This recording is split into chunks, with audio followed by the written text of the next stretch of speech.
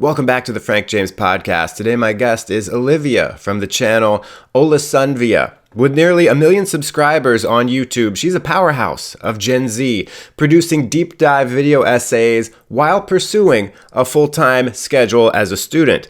We'll delve into how she picks her compelling topics, balancing her student life with YouTube, and her fearless approach to content creation. You're not going to want to miss this one, so keep listening. What would you say is where do you see yourself in the landscape of YouTube? Because it's like a commentary channel, but it seems like you're able to talk about a lot of different stuff and you're not like limited to any particular topic.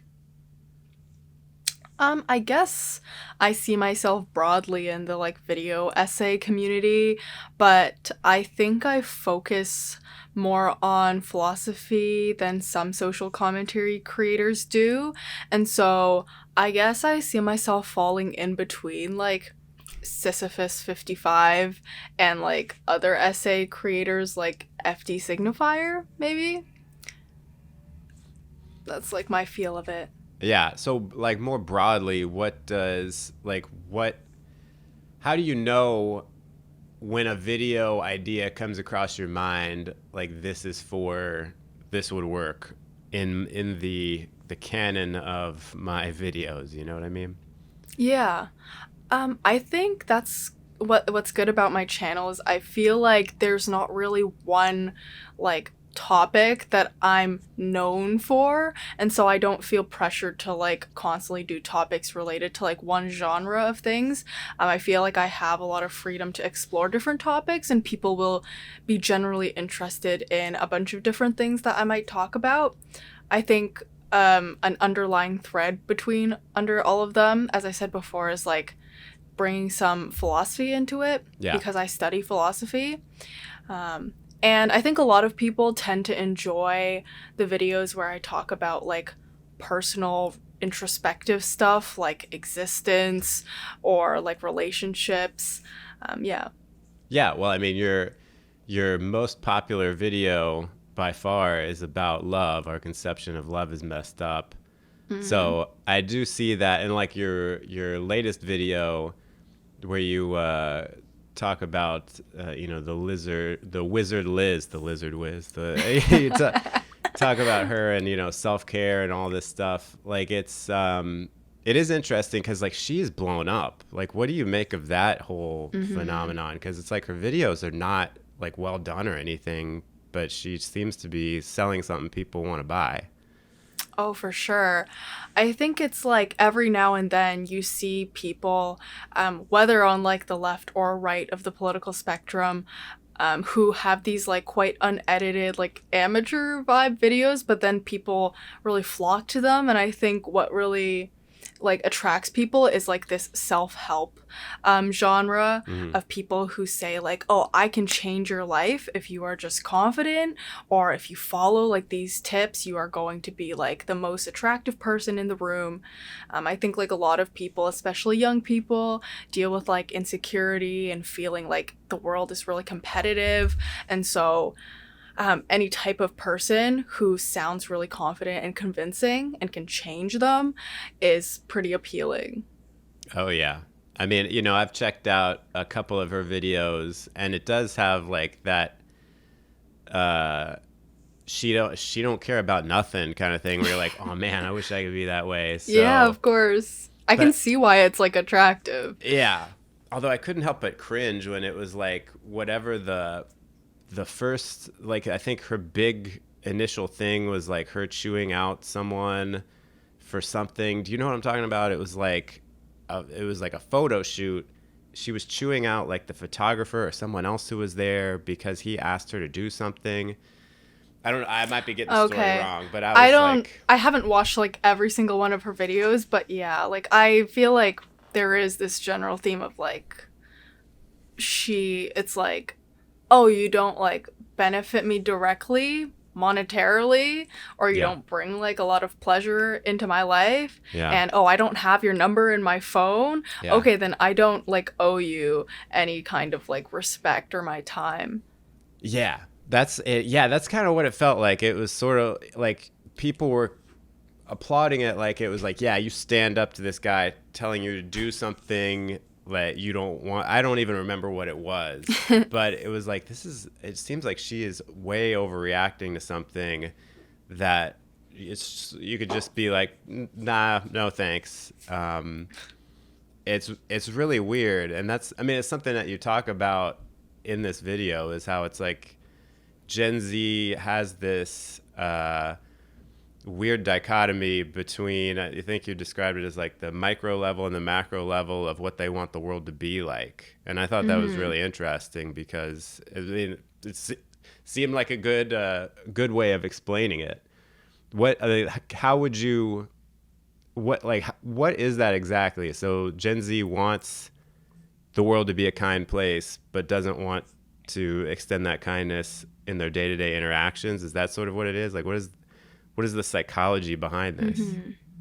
I mean, I kind of borrowed this idea from this other creator I saw talk about it called Michelle, but essentially it's like you see a lot of people say that Gen Z is like one of the most politically active generations right now, and they seem to really care about like big global scale changes. So like posting infographics on Instagram, going to protests, saying like capitalism bad, bigotry bad, like we need to end these things.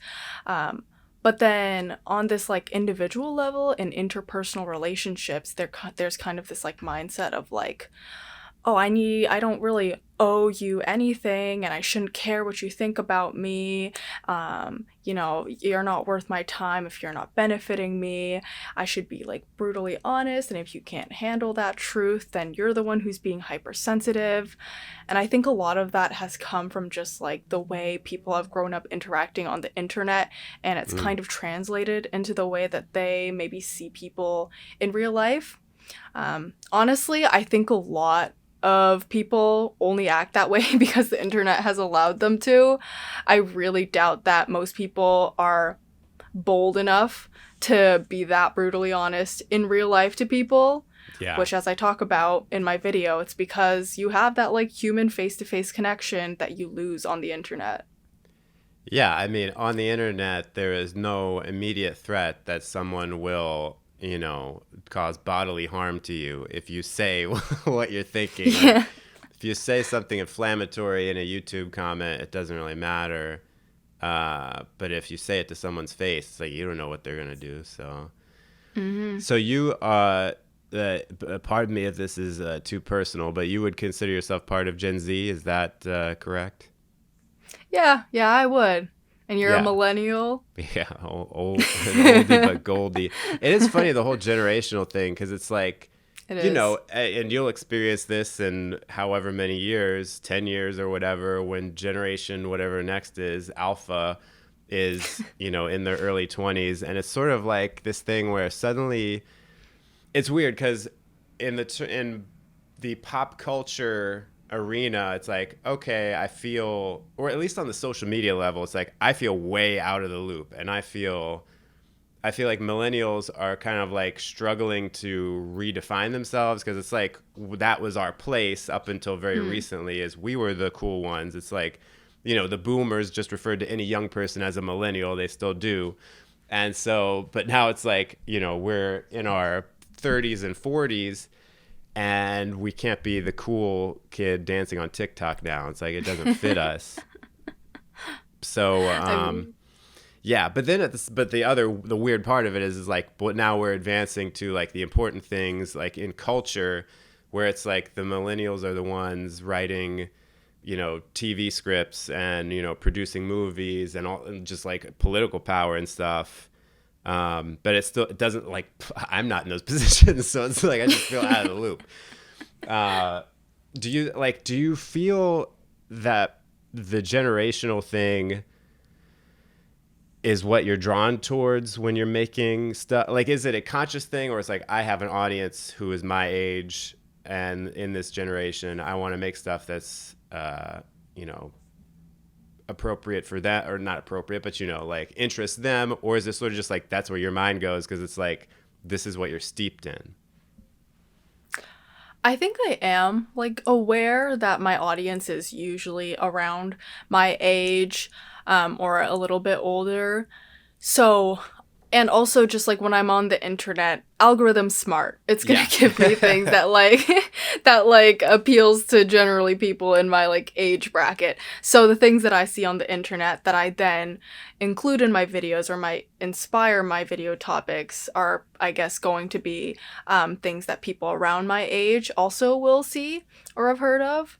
But and I guess, yeah, I guess I do feel like with the examples that I use, I'm thinking about like pop culture that people my age might know of. Yeah. Because I think one thing with my videos is I recognize that if I didn't include these like pop culture references or like social media references, they could feel pretty dry or boring to like people my age because like attention span and whatnot. Yeah. And so I do have in mind, like, how do I make people my age who have a hard time caring about more serious topics for a long time online stay on my videos? Right.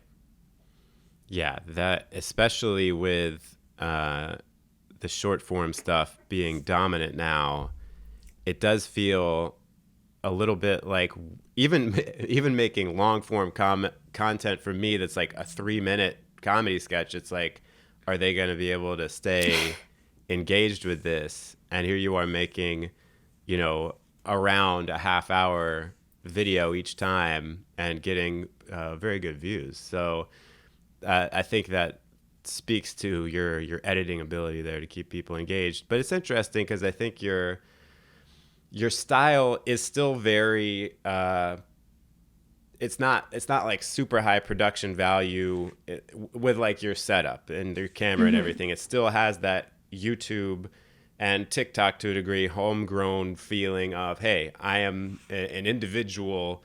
I'm not some kind of influencer, and I'm telling you what what I think is important, what's interesting to me.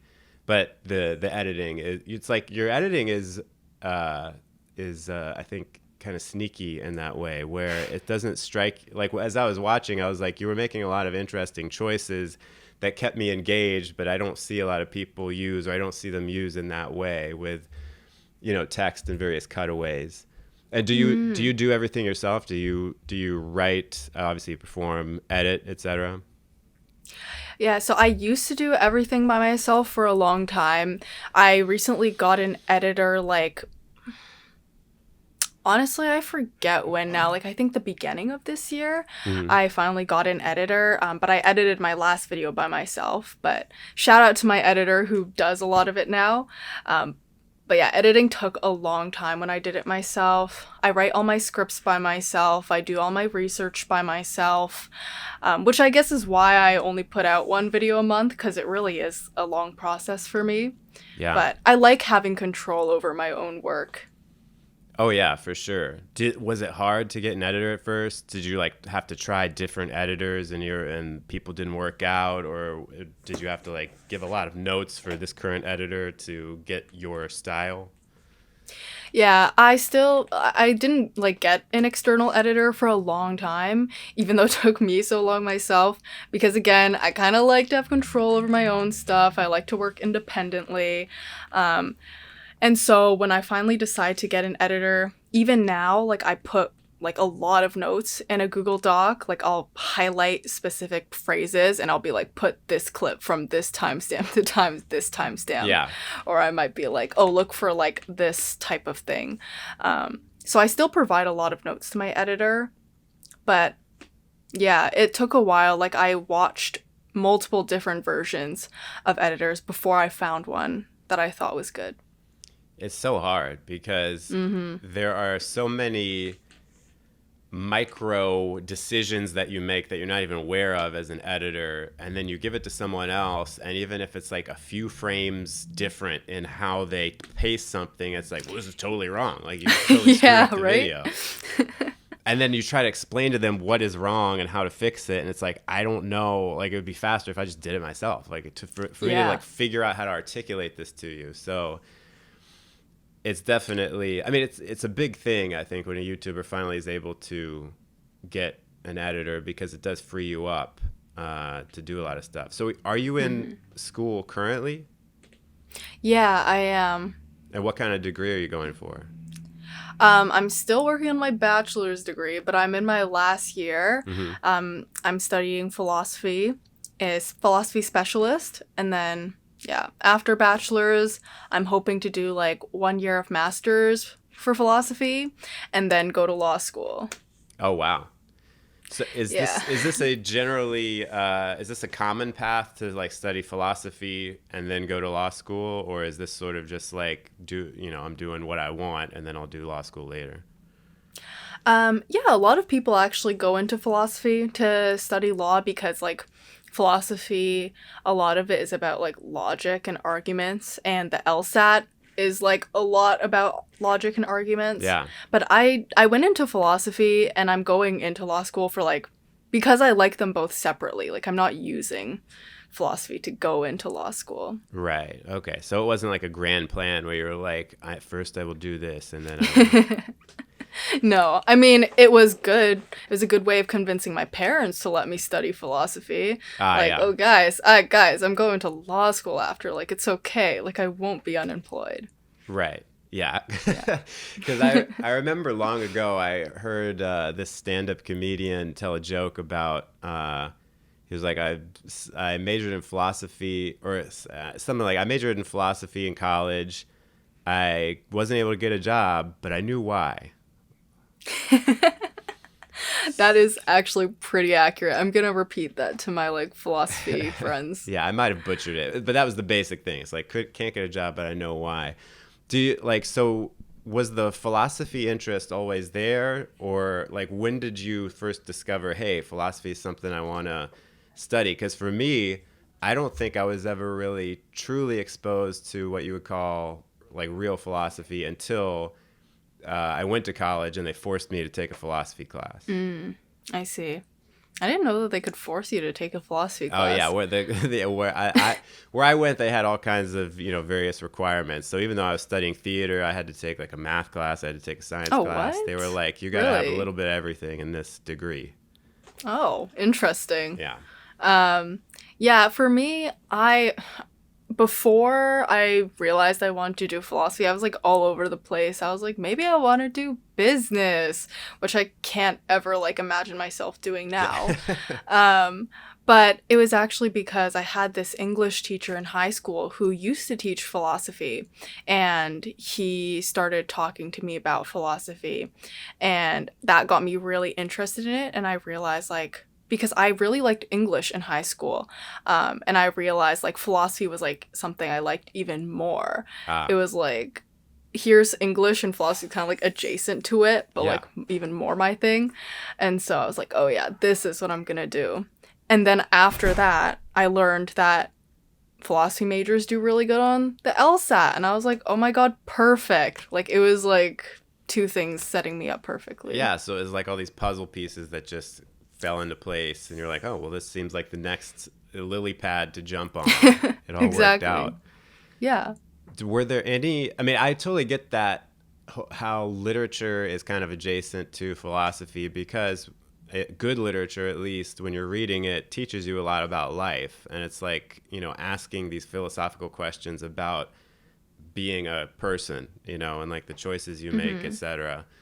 And philosophy is just like directly talking about it. Are there any specific philosophies that really speak to you, or philosophers, or do you just kind of like to take it all in as a general, like, historical, here's how humanity has tried to understand itself? I'm not someone who's like a diehard fan of any one philosopher, but for a long time I really liked this one philosophical branch called existentialism. Oh yeah. Which is just like, it talks a lot about like existence, why we have existential crises, like how we deal with the fact that our lives maybe are meaningless or absurd. But I've recently become a lot more interested in, like, because that's very like individual focused on individual freedom and individual responsibility. I've become a lot more interested now in theories that deal with like community or how we're shaped by our relational identities. So, yeah, I'm trying to think of like a specific thing. For example, one type of ethical theory that I'm really interested in now is called particularist ethics. So, generally, we think of ethics as like, oh, here is a scenario. You get to make a choice. What do you do? There is a good and there is a bad outcome. But for particularist ethics, it's like, oh, it's really problematic to present these like thought experiments and think there's one good, one bad answer. What really matters is context. And so there may be a different like good or bad answer in every single scenario based on the context. And the more context and information you gain about the person who's making the choice, about the situation, the better and better analysis you can make about what the right or wrong choice is. And so you might not get a clean-cut answer ever, like the way you would before about like good and bad. You might only get like a here's a better and worse, and you constantly improve that judgment. But it's a lot less like it gets rid of risk of like judging people wrongly, or like forgetting to consider a bunch of different like things. Because people live different lives and people come from different walks of life. Right. Yeah. And it's interesting because that is, when you explain it, it's like, well, yeah, of course, context. It's like not black and white, it's shades of gray. But it probably is like a somewhat newer philosophy, a somewhat newer ethic, perspective, because like if you look at something that's more black and white, like and this is not to like dunk on any particular religion, but like Catholicism, just as an example, it's like it's very black and white. There are some issues where it's shades of gray, but it's sort of like this particular thing is always going to be bad no matter what the circumstance is, and you always have to choose this way or it's a sin. And that's because there is like the backstop of religion. It's like the backstop of the dogma, where it's like, okay, well, we know, why is this bad? Well, because we can say God said it's bad. Like, so there's no need to interpret it. So it is interesting and a much more modern view to be like, okay, yeah, well, maybe it's bad in these circumstances, but you could do the same thing in this other circumstance, and you could say, well, and it just looking through some of the videos you've made, it does seem like this particular ethical philosophy does show up in the topics you talk about,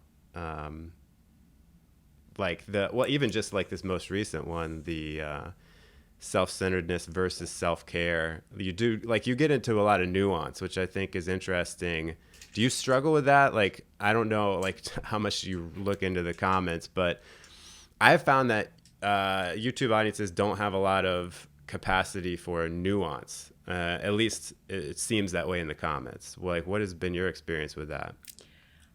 Yeah, so I've had a mixed bag. Like, there are definitely some people, I guess, like loyal subscribers or whatever, who like, watch attentively the videos that I put out, or people who maybe they're not a subscriber, but they still watch attentively and they like put out well thought comments. But yes, there are definitely tons of people who maybe watch like 2 minutes or click around and think they like got what I said, and then they'll like totally misrepresent what I said in the comments. I've definitely had people like hate on me because they think I said XYZ or that I believe in this and I don't. But I've just kind of had to try to accept that that's just what's going to happen when you're putting out really long videos that people might not pay attention to the whole thing of, especially when they might be about topics that are sensitive, and people have strong opinions on. Yeah, I mean, just, some of the things that you've talked about that I could see being like a landmine.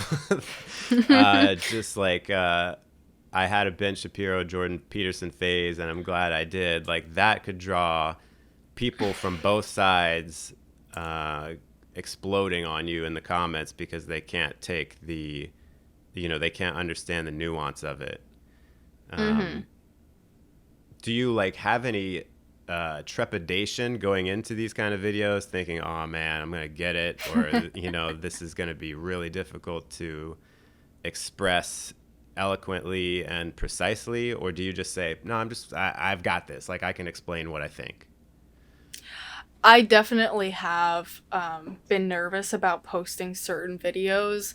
I was really nervous about posting the one I made on abortion. Oh, yeah. I was really nervous about posting one that I made.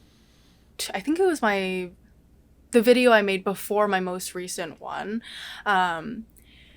And it's kind of this thing where sometimes I'm like, why do I still do it? Why do I put out these videos that make me like a target online?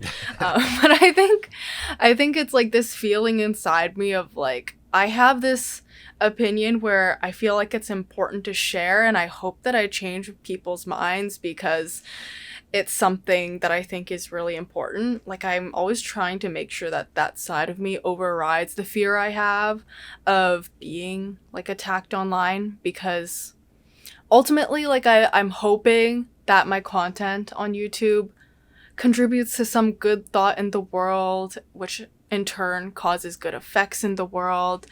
And I have like that sort of platform that a lot of people are going to listen to. So yeah, it's like I can take it, maybe I'll cry for a day, but it's like after that, it's all okay. Yeah. I just turn off my phone and it's not real anymore. Yeah. I mean, I release videos that are comparatively just fluff, and I still worry about what's people's backlash going to be. Has there ever been a time where you were like caught off guard, where you're like, I didn't realize that people were going to react like this? Oh yeah, I remember one specifically. I made a video about body neutrality, which I thought was very uncontroversial, because I wasn't saying it's super bad or it's super good. I was kind of being like, oh, this might be a good thing that seems to be really popular. Let's consider some ways in which it's lacking, but I also acknowledge it might be really good for a lot of other people. And I brought in like, not just me, but I interviewed a bunch of different people to get different perspectives as well. And then I found that someone had taken a screenshot of my video, like just the thumbnail and the title, and they were basically trying to imply that I was saying body neutrality is this awful movement and that we should go back to like, I don't know, I was like a skinny girl hating on a movement made for like people who were bigger than me. And then I don't know how it got misunderstood like that. And a lot of people were just saying that I was being like trying to like go back to a place where I was perpetuating like negative body image for people. Right. Yeah. You were basically saying, no, this is not beautiful. You were pulling the Jordan Peterson tweet about the swimsuit cover. Yeah. Yeah. I mean, that just goes back to the whole thing about a lot of people on the internet have no ability to comprehend, or they don't lack the ability. They just don't want to have any nuance. They just want to, and it's easy even for educated people such as ourselves to fall into it sometimes, where it's just you're scrolling and you see a headline or you just see a thumbnail and a title and you don't watch it, but you just assume that you get the gist of what it's about. Even if it doesn't bother you, you're like, oh, I kind of get what that person's trying to say. It's like, maybe I don't, because I didn't watch it. Of course. Yeah. Totally understand. Yeah, there was another time I remember, another one of my videos. It was called, people love like screenshotting my videos with just the thumbnail and the title and being like, oh, look, you can clearly tell what this half-hour video is about because of this sentence. Yeah. But there was this other video of mine called Stop Denying Women Their Autonomy. And it's so funny because in like the first minute or two, I say that I am not advocating for choice feminism. And I think that there are a lot of things wrong with it. And the tweet was just like, I'm so sick of choice feminists, implying that I am one. And a lot of people were like, oh my God, I can't believe she advocates for choice feminism. And I was like, okay, so they clearly didn't watch the video then. So what is choice feminism?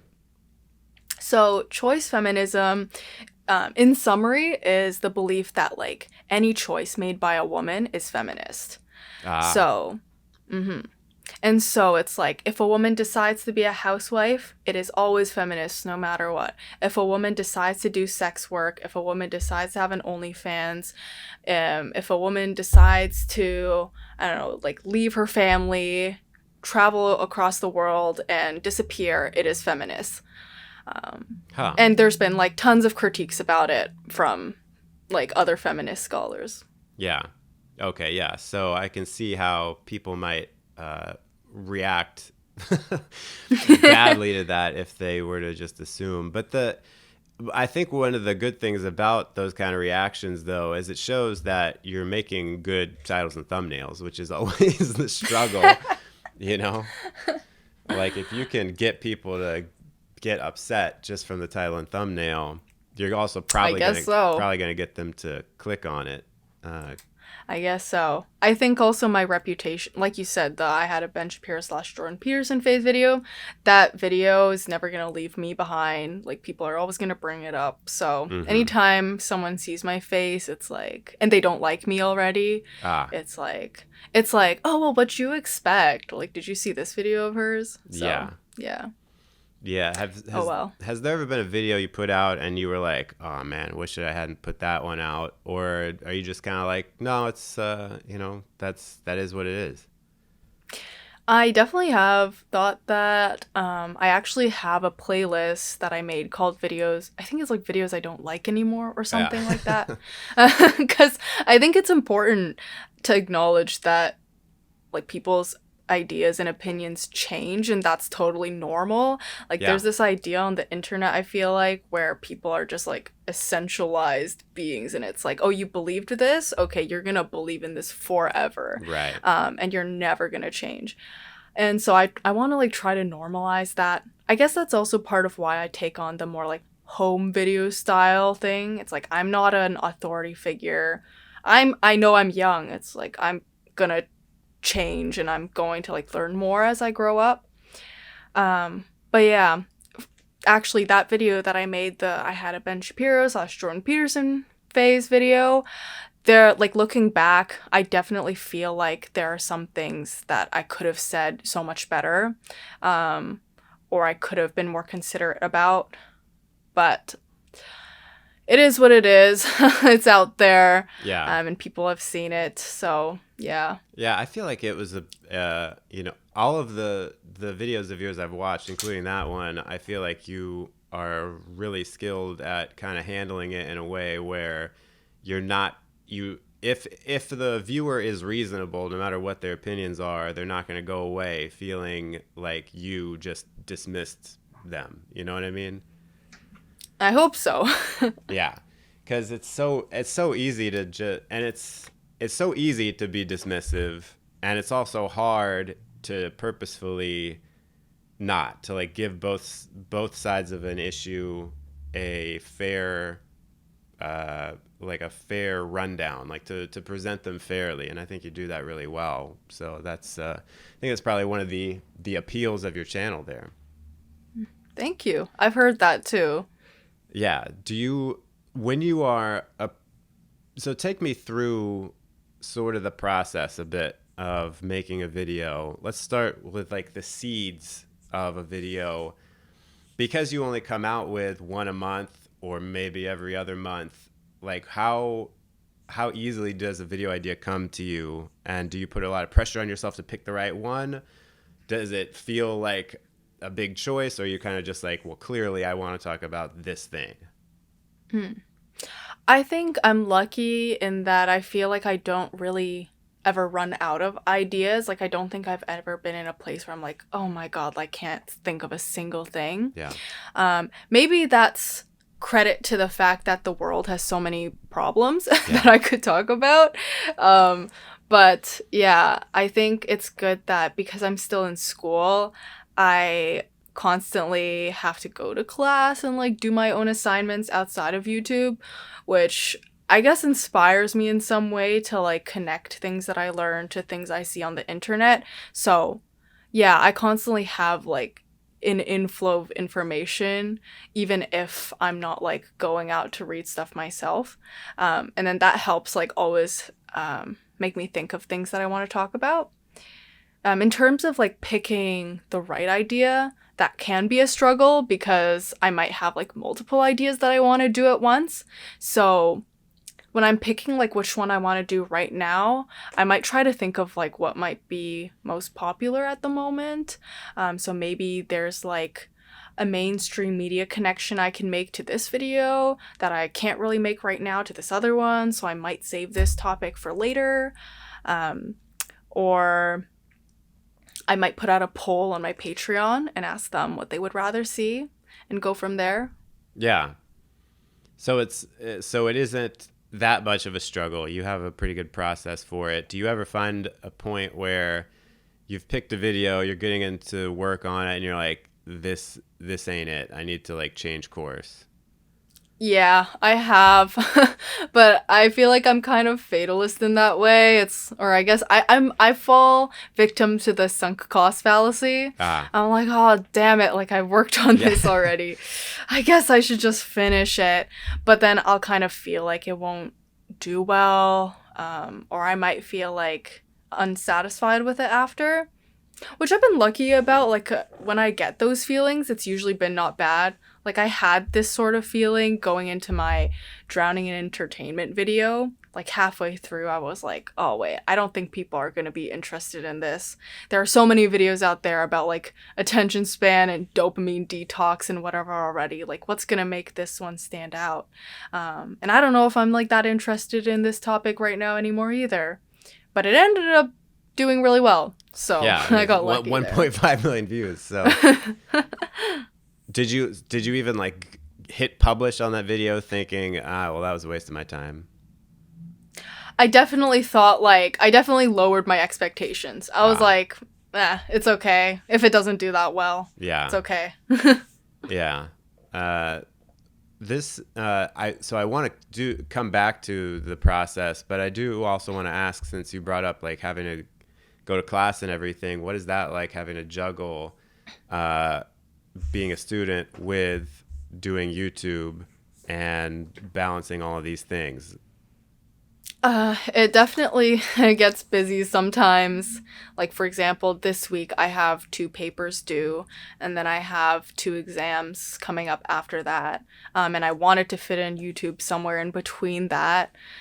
See, I always tell myself, like, oh, I'm gonna put out a video, like, in the middle of the month. And it always ends up being, like, at the end of the month because school just ends up pushing it back.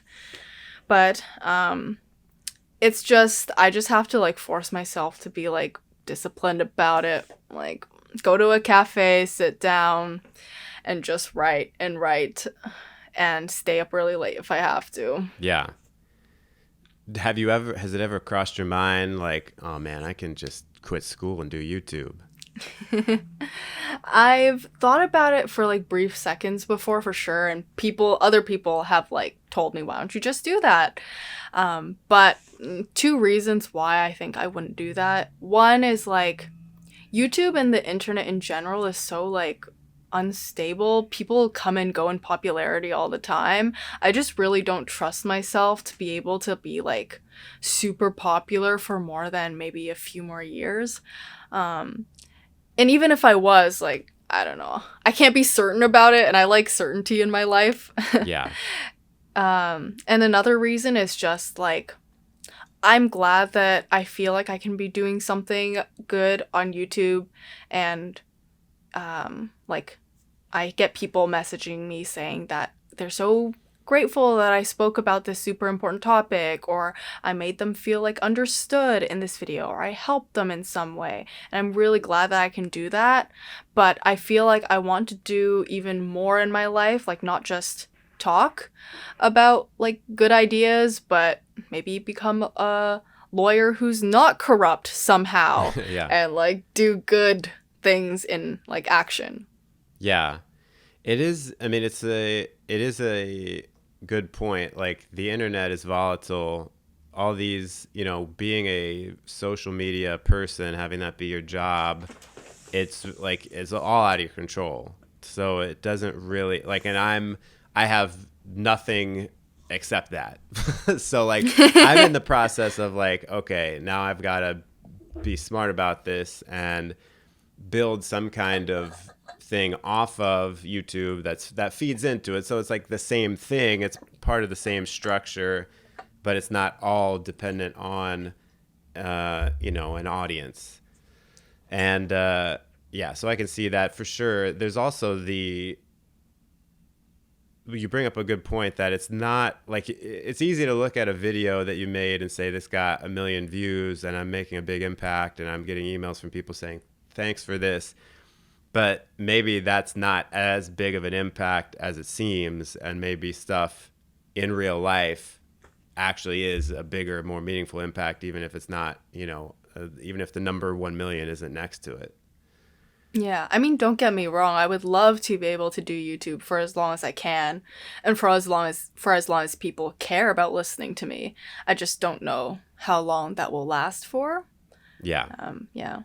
How do you? Sorry, I don't know if I'm allowed to ask you say whatever you questions. want. Yeah. How, like, you said that you're trying to find ways of like, I guess, like, branching off YouTube, but like funneling it back there. Like, what have you been trying to do in that regard? Well, right now I'm just in the thinking phase, because like up until like all of my marketable skills are basically like in entertainment. So it's sort of like, I don't really know, but I'm not like a stand-up comic or anything. So it's like, all right, well, I don't really know what it would be. So like the obvious thing would be something to do with personality types, build some kind of business based off of that. But the other side of it is, it's like, I don't know how interested I am in that beyond the entertainment value. And yeah, there is like a self-help aspect to it, which I like, but I think it's also like, I guess right now I'm trying to figure out what is thinking too small and is trying to stay within a personality type thing. Is it smart because it's like defining like my place in the market, or is it too limiting because now the ceiling's really low because now potential customers need to buy into the whole thing of personality types. So yeah, it's just in the thinking phase right now of how to build some kind of business off of it, or just something else, even if it's not related. Like even if it's let me write a book, even if YouTube isn't going to help me sell the book, do something else so that at least I have the freedom to be like, if YouTube goes away, I'm not freaking out, because I think that's, I think, correct me if I'm wrong, if you having a life plan, things to do outside of YouTube, does that free you up to be like, I'll put out this video and I'm not like too hung up on its success. Like obviously you want it to do well and it's tough if it doesn't do well, but you're not like having an existential crisis about it. Yeah, I think I've thought about this a lot. Like, I feel really lucky in that regard compared to like other people on YouTube, because my like my income, my rent, whatever, like it doesn't rely on like how good my video performs. I can focus a lot more on just like what I am interested in and what I want to put out. Not so much about like what other people will click on. So yeah, I can't imagine the stress it must be like looking at the views, like, oh, did it do good enough? Like, can I pay for my food today? Yeah. And it's also tough because I think, and if I can open up, if I can have a, moment of a real human. Please do. It's like, it's not even just this is my job aspect, because, I'm lucky that my wife has a good job. So it's like, if YouTube said, hey, we're shutting down tomorrow, like we went out of business, sorry guys, like it would be tough, but it's not like anything would change. Like it's not like we'd lose the house or anything. But it would be like an ego hit, and it would be that existential thing of like, I have no idea what I'm doing now. And I think that's sort of and I think that's a lot of the impetus behind the podcast, is I'm trying to not only just branch out and do something different, but also like see what's working for everyone else, see how everyone else on YouTube is working. What are how do they find inspiration? Where are they getting their ideas? How do they navigate this whole thing? Because so often we're just sitting alone in our room doing whatever. And it can also feel good to be like, oh, other people kind of struggle with the same thing too. Everyone else is confused by the algorithm. Everyone else is, just hoping that what they put out is good enough. And so that's, I forget where I started that thought, but no, it is that the more existential thing that worries me is like having to figure out that purpose. Because I think when you kind of stumble into success on YouTube, you start to think that's real, and you let that kind of direct your purpose and what you're doing and your plan for your life. So now I've got to like harness that a bit, turn it around and be like, okay, now what am I going to do? So overall, you're in a much better position. So in summary. Yeah, in summary, that's, I envy your position. I'm sure you can find yourself again in something else. Oh, yeah, I'm sure. sure. You are more than just YouTube. Yeah, well, thank you. I appreciate that. So let's go back to your process a bit. How long does it take you to knock out a script? So I would say like 2 to 3 days. Because once I have like all my research done, and the research usually takes, it depends on the research. Like sometimes I might have a lot of like readings that I've done already before with notes, and that might make it a lot easier. So it will only take a few days to a week. Sometimes I might not know as much about a topic and I'm learning myself. And so it might take like 2 weeks, 2.5. But then after that, once I write out my script, the script is just like 2 or 3 days.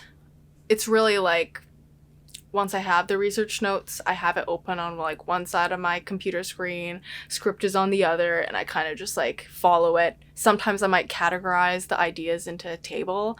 But I think I'm pretty, not to brag about myself, but I think I'm a pretty good writer. And I've kind of had to like cultivate writing skills in the program I'm in anyways. Oh, yeah. And also just like, because I'm like Chinese and my parents are like traditionally Chinese, they care a lot about education. So it's this whole thing about making sure that I'm good at school, whatever, whole like life backstory. In short, I think I'm pretty good at writing. So I'm like pretty good at like writing, like what's it called? Organizing stuff into intros, middles, ends, being like, oh, this should go here, this should go here. Yeah. Yeah. So I skipped over that perhaps the more important step there is the research, which takes a bit longer. And and I'm sure being in school now, you're like up on those skills because you're doing it constantly. So it's probably very natural for you to dip into that. Does it ever overlap where you're doing research for school and you're like, oh, I could use this stuff for a video?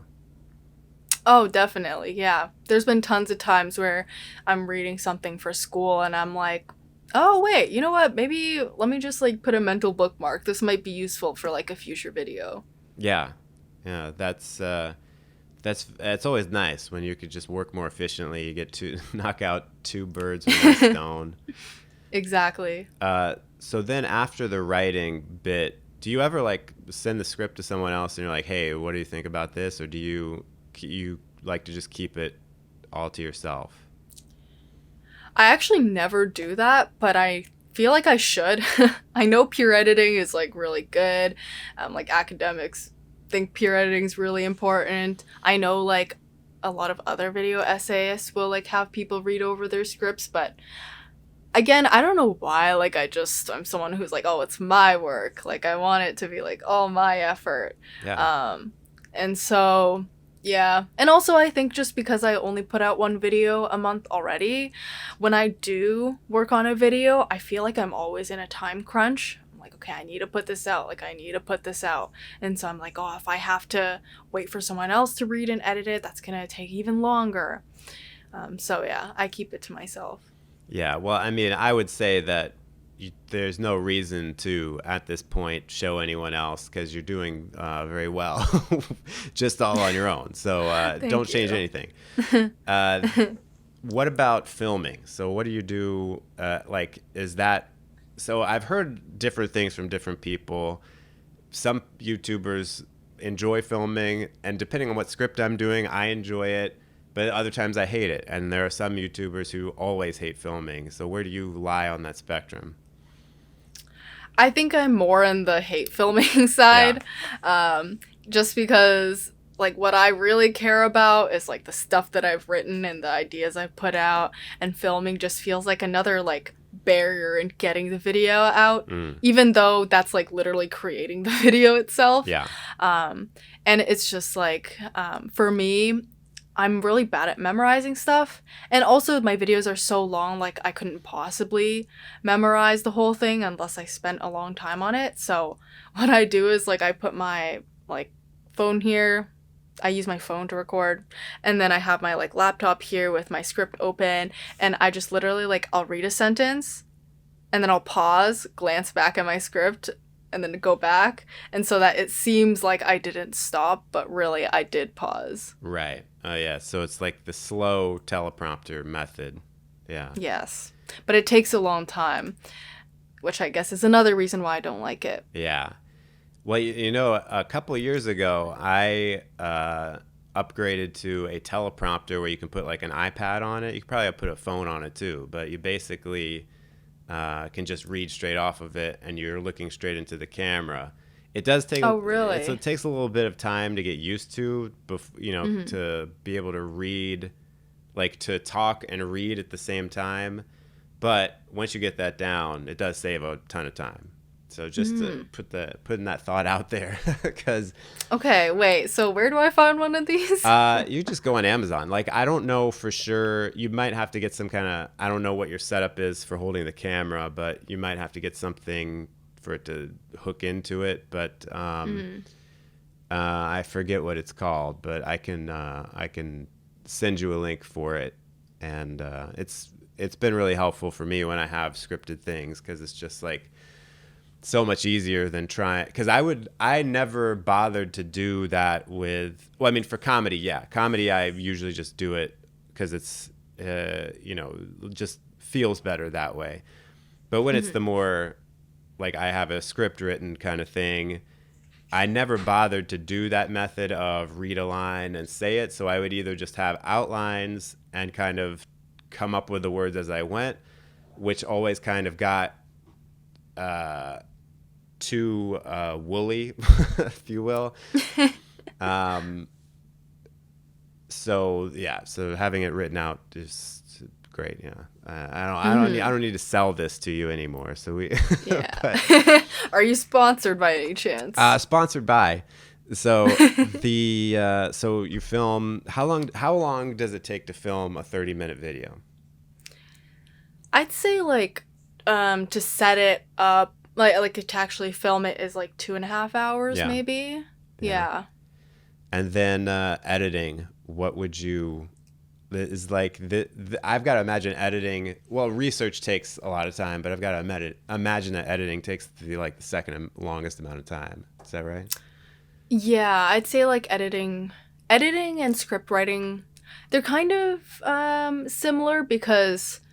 Script writing, it's like there are a lot, like my research notes, not gonna lie, I'm not the most organized, so it might take a while for me to like sift things out. But editing is like, when I did do it by myself, I'd have to like sit down, and that's literally all I did for the whole day for like 2.5 to 3 days. I would do like nothing else. And so yeah, editing, Now, since I have an editor, it still takes some time for me to like think about what I want in the video, because really what my editor does is still what I want to do. And so I still have to take the time to like highlight things or like make a bunch of comments. Um, so that might take like a few hours, a couple of hours. Mm-hmm. Yeah. It's sometimes it feels like even when you have an editor, it's like I'm still spending a lot of time working on the editing. Like, I don't know. Yeah. Yeah. Yeah. Uh, and one thing I've also noticed is that your thumbnail style is very distinct, and you usually have like a collage of different photos that uh, give examples of the topic you're discussing, and then you in the center, and then some text. Like, how long do you agonize over these thumbnails, or is it sort of just like here's what it should be, like, duh? Honestly, thumbnails is probably the honestly, thumbnails are probably the easiest thing in my process. I'm I guess I'm lucky that they work great, but I don't put that much thought into them. Yeah. I think because when I like edit the videos, I already know like what's in it. I know what examples I've used. I kind of know like what TV shows or social media thingies I've talked about, so I literally just put those exact same things in my thumbnail. It doesn't take much time. And then I just try to think of like a catchy but somewhat accurate title and text to put in. Yeah. Do you ever use like Chat GPT or anything to help you with that kind of stuff, and be like, give me 20 alternatives for this title? I actually haven't, but maybe I should try it out now. I'm just curious. I mean, it is interesting. Sometimes it'll give you something good. Honestly, what I found is that the more I use ChatGPT, the less good ideas I have. Like, Oh, I feel like I've done much better when I just like kind of go on gut instinct. And occasionally there are certain tasks where it's like good to, for that. It's almost like doing some mechanical brainstorming. But yeah, I don't know. It's just it hasn't worked out terribly well. So it seems like every YouTuber kind of frets over the title thumbnail thing. Like, that's the packaging. That's the thing that kills or gives your video life. Like, if you do that wrong, it doesn't matter how good the video is. Have you ever, it seems like you don't struggle with that though, and I don't know what do you think that is? yeah, like you're right. It's definitely the part that I think is the easiest or least time consuming for me.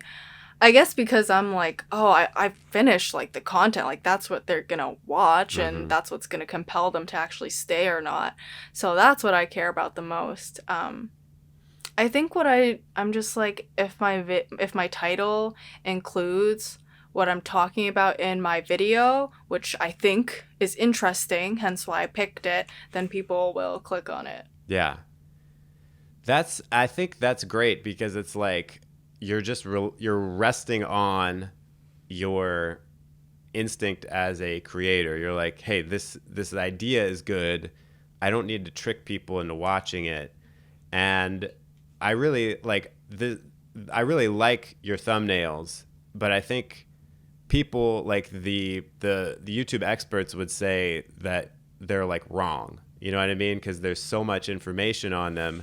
But I think that's what makes them unique. That's what makes you stand out in a feed, is it's a very different style.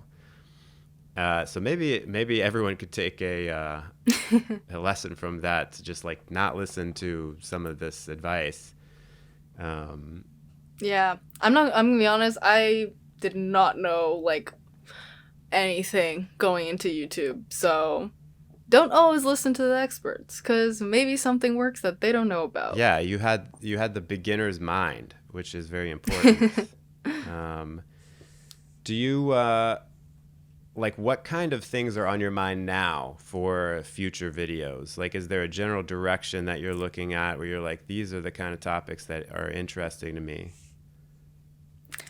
I don't think I plan that far out, so I'm not really sure just something in the general range of like philosophy slash social political stuff. But I do think like this was a long time ago, so it's not like from now into the future. But in the very beginning of my channel, I had put a lot more like less like political, less social commentary stuff. A lot of it was more like, oh, look, this is what's happening on the internet. Or, oh, here's this like celebrity and she got into this problem. Let's analyze that. I think I was like a lot more focused on like trends and like internet back then. But when I saw that my channel was actually growing and people actually were like listening to me, I think slowly that made me think, oh, I should probably take like my research and my topics more seriously. Maybe I should actually talk about more important stuff. Interesting. So you saw people responding to the content that was maybe a little more like pop culture and less weighty. And rather than double down on it, you were like, let me advance this and do something. Now that I have the eyes, let me now talk about important stuff. Yeah. And I think and it's not like it was a complete like shot in the dark. Like I noticed that within those more pop culture videos, what people enjoyed about me was like maybe my ability to like look at both sides or to analyze things. And so I was like, oh, people actually like this more academic or in-depth part of my videos. So I'm going to like apply that, but in a different context. Yeah. That's really good because it's, I mean, throughout, I feel like one of the themes throughout this is that you kind of just do what you find interesting and you're not like afraid of the performance of it, which I'm sure you do have some level of like, oh, I hope this does well, but it doesn't seem to drive your decision making when it comes to that. Yeah, for sure. And again, you know, I'm able to do that because YouTube is not like my full-time main thing. Yeah. Maybe that would change if it was, but I feel, yeah, I definitely don't think about numbers as much as maybe some other people do. Yeah. That's, I think that's great. I think that's probably the key in many ways to putting out good content and like figuring out who you are as a creator so that you're actually like offering something unique because it's what you want to do and not like this is what everyone wants, so let me try to replicate what other people are doing. Mm-hmm. Do you so I like to ask all the guests about like creative blocks and what you do when you run into a creative block. Now it is like your videos are kind of like essay style, but there is like a very creative element to them. So when you get to a point, specifically the way I like to think of this is a card. Like if you had a deck of cards and you drew a card and something was written on it that's telling you to do something, like a piece of a suggestion or an invitation for you in a moment of creative block to kind of get you going. What would you put on that card? Sorry, my laptop is just going to die. I'm just going to plug it in real quick. Okay. That would be a tragic turn of events. We're good. In the middle of answering my question. Yeah. Boom. Yeah, sorry. Okay, if I was to write something to myself? Was that what it was? So like just something that would help jostle the creativity when you feel stuck. And I call it like an invitation, but it's basically like a command of sorts, you know, and it could be something very literal, like take a walk outside, or it could be something more vague, like get back to the fundamentals is one that I've written down. Right. Okay. I think for me, so my creative block happens when sometimes I just don't feel like writing. Like I don't know where to start my script, don't know what to write.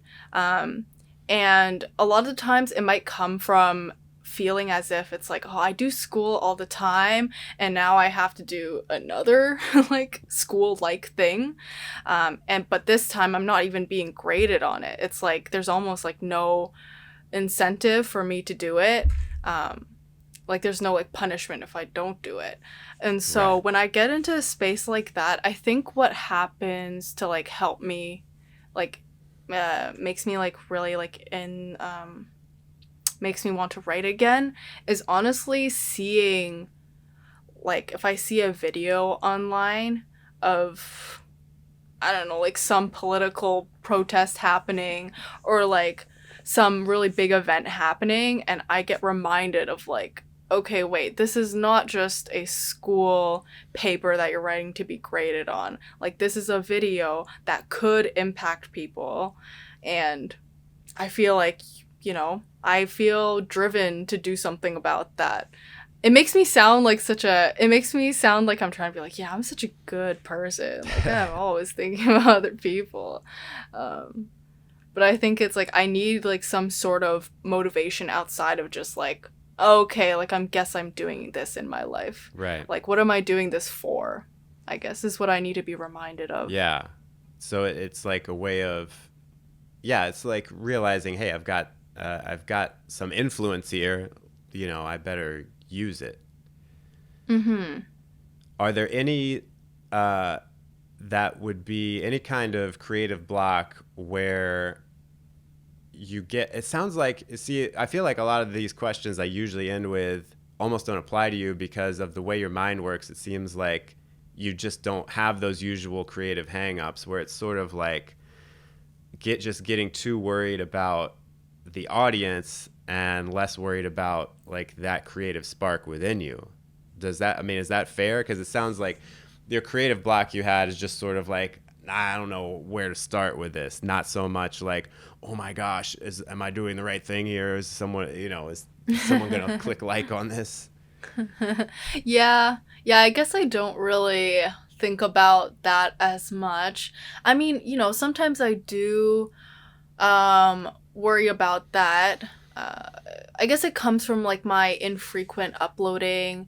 Again, like with my video about the drowning and entertainment one, another reason why I was worried that it wouldn't do well is because I hadn't uploaded a video in 2 months at that time. And so I was like, oh, like, will people still care about what I have to say after 2 months? Like, will people have forgotten about me? Yeah. I don't know how many people stick around. So yeah, that is something that I actually think about every time I upload because I don't upload as often. I don't know how many people are still like around by then, because I definitely like when I upload a video and it does well, you know, I receive like a bunch of new subscribers, a bunch of new followers, a bunch of new like messages, and then I can like see it like slowly like die out as I'm like working on my next video, and it's like, oh no, how many of them still care? Yeah, no, I totally get that because it's I feel like there are certain like, and I don't know what your videos typically are like, but it's like some videos have a short. It's like they do really well, like you get 1 million views in 2 weeks, and then it just kind of peters out. But then there are some videos where it's like maybe not as big of a bang at first, but then it's consistently getting a few thousand every day or whatever. Do you find that most of yours have kind of that shorter lifespan, or do they all kind of like accumulate views slowly over time? So I don't know if I'm gonna answer this question very well. That's because fine. I honestly don't really check analytics that much. I don't really know. Yeah. No, that's great. I mean, that's like, this is inspiring to me. Like, I want to stop checking the analytics. I think it's a little easier for you because you don't have to go into your YouTube stuff except for like whenever you upload once a month. Exactly. Yeah. Yeah. I mean, another reason why I don't check my analytics is just like I've stopped checking my YouTube studio in general, kind of. It's mostly to avoid comments because I'm a little scared of my comment section sometimes, and it's definitely caused me like, it's like definitely hurt me a lot before. Yeah. So I've decided to just like not look at it as much as I can. And I do feel some guilt about that because when I first started my channel, I was like, oh, I'm not going to let like numbers get to my head, you know, no matter how big I get. I'm still like just like another person. I should reply to people who put comments out. You know, I should read, gain feedback, learn from my audience and what they have to say. I'm not perfect. But now I've gotten to a point where I really don't read too many of my comments. And yeah, I don't know. I think I'm trying to find a balance in that right now. Yeah, I totally get that. I just want to check in. I want to continue that thought, but I want to check in with you because we've gone to 4 o'clock when I said we would end. Okay. I can go a few minutes longer if you're okay. I just wanted to finish up this thought about comments. Yeah, of course. I'm okay with that. Great. Yeah, comments are tough, and I think every YouTuber kind of says this, where it's like, yeah, like don't read them. But I feel that guilt too, because it's like, there are some people who I see in the comments who have been there for years. Like it's like, hey, I feel like they've been showing up consistently. I want to say hi to them, and I've found that the best way to engage with those kind of commenters is to not go to the studio, but to go to the actual watch page of the video and only go there in the first like day or so. So then you'll see those people because they're the first people to watch. But yeah, it is tough because you go through the comments and it's like, there's always one that pops up where it's like, man, I really wish I hadn't read that. Yeah. Yeah. I also imagine like being a woman on YouTube, it's perhaps a lot tougher when you get a lot of perhaps entitled and misogynist male commenters who are just like letting loose. Oh, yeah. I could go for a long time about that. Yeah, I've definitely had experiences with that.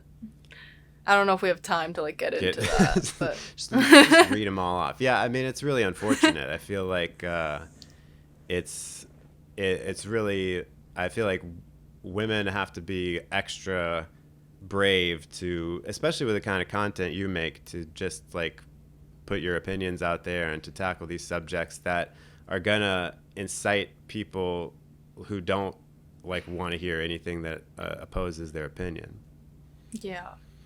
I mean, like, I'll just say quickly before, like, we end, is, like, 2 very common types of, like, comments that I get as a woman is one, oh my god, like, she cares so much about how she looks. She must have spent, like, hours and hours trying to prepare herself for the camera. Surely that must mean she has nothing good to say.